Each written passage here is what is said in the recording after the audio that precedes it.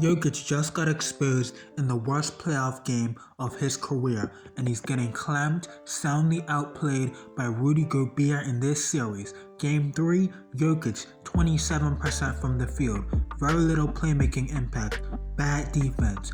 And Denver, they scored 11 points in the first quarter. And this isn't a one-off. They keep having these stretches, single-digit quarters, barely hitting double digits, offense completely stalling. That's not random. That's what happens when your offensive system gets figured out. Jaden McDaniels, after literally calling Denver trash, backed up his talk, said they were literally trash defensively, every last one of them, then went out there and proved it. He was the best player on the floor in Game 3, getting into the paint whenever he won. He literally proved it, driving with zero resistance, even dunked on Jokic. That's just embarrassing. If you're Denver, it seems McDaniels was right to me. It seems he was right. And that's what happens when your center cannot protect the rim, because defensively, Jokic is a bad to mid defender. Deep drop, deflections, defensive analytics can't save Jokic on defense. That doesn't change anything really. As a center, you have to protect the rim at some point, and he doesn't/can. And that's why you guys are getting whatever they want at the rim. Even Ant on an injured knee hasn't had to do much, played 24 minutes. That tells you everything. This isn't just one bad game, this is a pattern. Rudy Gobert has been by far the best player in this series. And what is he doing? This is some of the best defense we've ever seen. This man Gobert is locking up Nikola Jokic. He's putting the clamps on. I really can't believe this. Masterclasses, some good even offensive showings from Rudy Gobert. The strength difference matters. Wemby doesn't have that yet. I guarantee you Victor Wembanyama couldn't do this to Jokic right now. Don't let Wemby winning the first unanimous Defensive Player of the Year fool you. Peak Rudy is right there as a defender. Rudy's 2021 regular season defensively is comparable to Wemby's unanimous Defensive Player of the Year season this year. With way worse defensive help, Rudy's rim deterrence and protection, guys also shoot inefficiently and don't want to challenge Gobert either. It was comparable to Wemby, and he's just a better perimeter defender than Wemby because it looks awkward. He has way worse PR. One is a way better offensive player, so ultimately defense gets hyped more. One gets GOAT defense shouts and another is a meme, but Gobert is one of the best defenders in the history of this game, Wemby level, and this is the best showing of his career. Now, here's the real reason all this is happening. Jokic's scoring isn't versatile.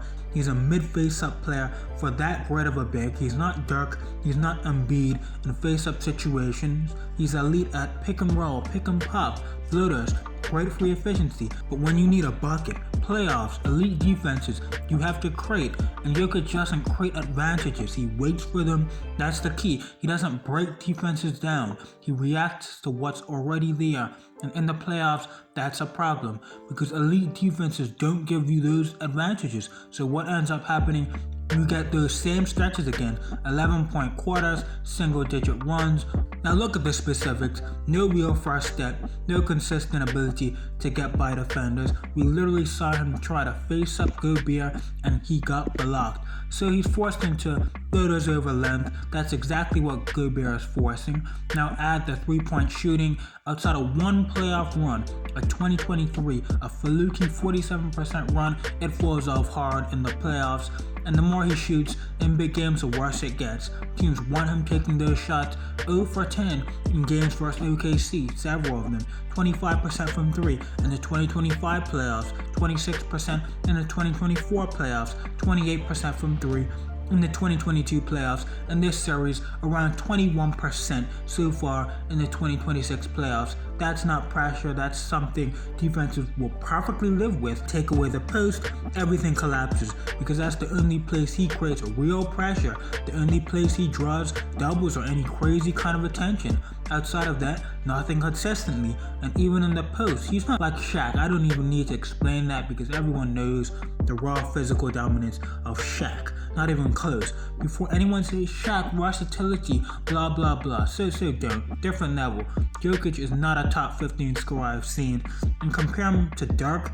Dirk gives you a similar level of post scoring plus elite face up mid range and three-point pressure in the playoffs that Jokic just doesn't. Teams don't live with Dirk shooting the ball, same with Embiid, but Jokic, they do everything outside of 15-20 feet. They don't care, and that's why he's not a better scorer than Harden or Dirk, Steph, Kawhi, Kobe, for example. Jokic just is not a top 15 scorer I've seen. He's too unversatile, post up heavy, take away his left shoulder, force him right, it's fried. And when his scoring drops in the playoffs, his playmaking drops as well. Rim assist, gone. Efficiency, gone. What do you see again? 11-point quarters, the same collapse. Now zoom out, Jokic is shooting 40% from the field in this series. Ugly offense. And this keeps happening in the playoffs. That's why it matters historically. Because Jokic might be the greatest regular season offensive player literally ever. Steph's second for me probably. Steph wasn't going to have with KD and a super team all-time regular seasons, but 2016 and 2021 Steph, GOAT level offensive regular seasons. 2021 all the way to current Jokic is the GOAT 5-6 year stretch of regular season offense in my opinion. In the regular season, he's consistently 40% from three, a better true shooting, overall scoring efficiency, the passing and ability to create opportunities is at an entirely different level, near double to tell you the truth. I think he's the best regular season offensive player ever, Nikola Jokic. But in the playoffs, it's just different, because when it really matters the most, 88-93 Michael Jordan and 2016-18 or 16-20 LeBron are the real offensive GOATs. They're scheme-proof, playoff-proof. Jokic isn't. Steph even wasn't fully playoff-proof either. Houston showed once you switch, made Steph isolate, take away the off-ball stuff. Steph in the conference finals 2018, 24 points per game, 40% from the floor, 27% from three, in a conference finals where Harden and Kevin Durant clearly outplayed him offensively. In 2019 versus Houston, Steph wasn't that great either. He was getting outplayed by James Harden and Kevin Durant when healthy in those series offensively, and no one cares because his team won the series. Even if 2019 versus the Rockets, first 3 games, Steph gets carried to a 2-1 lead by Kevin Durant, for example. Switching defenses and more physical defenses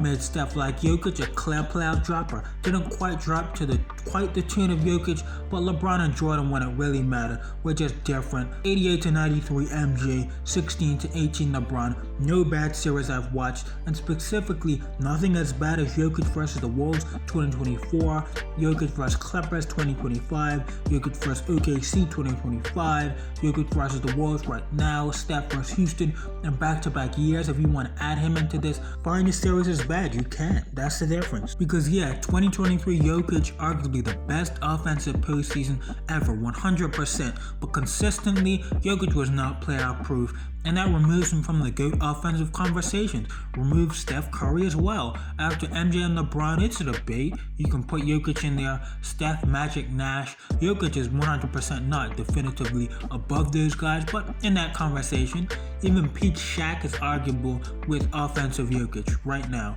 Jokic is certainly not the best in the world, like he's been pushed by far the best in the world over the last few years. I came out and said, Shea is my best in the world a few weeks ago. Wemby, you can entertain him over the Joker. And while Jokic is more comfortably above Giannis and Luka for me, so still top 3 minimum, that's not overreacting to one game or a bad stretch. He's still a top 3 player on the planet, but he's not one for me. No, and not with these playoff lows. He can't be in good offensive conversations, and some of the conversations he's been in, he just can't.